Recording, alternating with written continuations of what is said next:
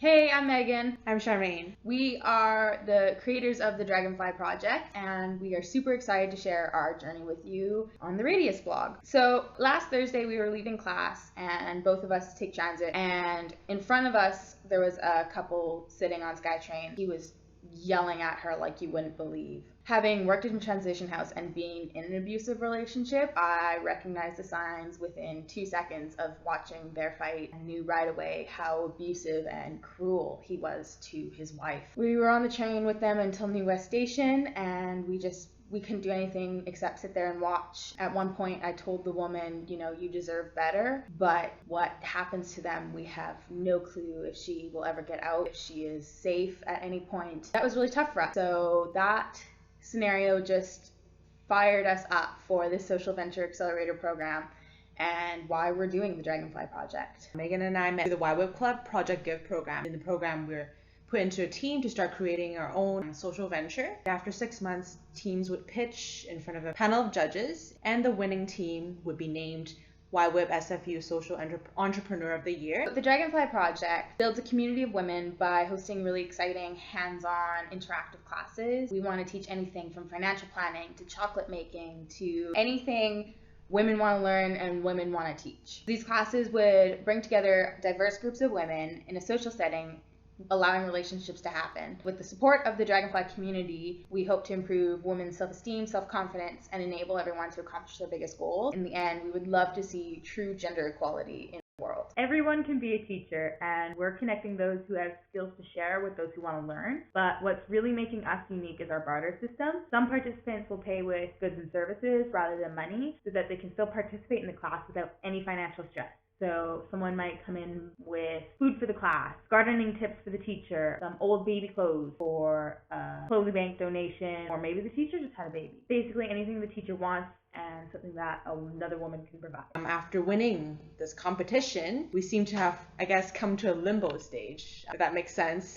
For the past few months, we've been really working hard to coordinate our pilot classes and prepare for a final pitch, but now that it's over, we don't really have a major goal to work towards anymore. But it's great that Megan and I signed up for the Social Venture Accelerator program to really put us back on track again. After the first week of the program, it really strikes us that we really need to get off our butts and start putting our focus on the Dragonfly Project again. For the first week, Sean assigned teams to go out and speak to our customers and get a sense of the issue, find ways to see how we can come about solving the problem. Megan and I went out to speak with a bunch of women for the past couple of days just to ask people how they feel about gender inequality. And it seems like, yes, they're aware that this issue is apparent in the world, but it seems like they don't really know what to do about it. And it seems like we really need to create awareness in the community and give them ways for people to help. I spoke half to women of our age, 20s to 30s, and I spoke with our mothers, basically. And women our age tend to look at gender inequality in more power struggles, whereas women a generation older than us tend to look more at job equality, how many female CEOs there are. They've acknowledged that there's been great achievements when it comes to gender inequality in the job force as well, but they didn't really look too much into, well, what does gender inequality mean for a relationship, households, single mothers, all those other social issues. I also found that women a generation older than Charmaine and myself, they felt that it was really more up to our generation to solve gender inequality. They agreed it was there, but really felt like there's not a generation.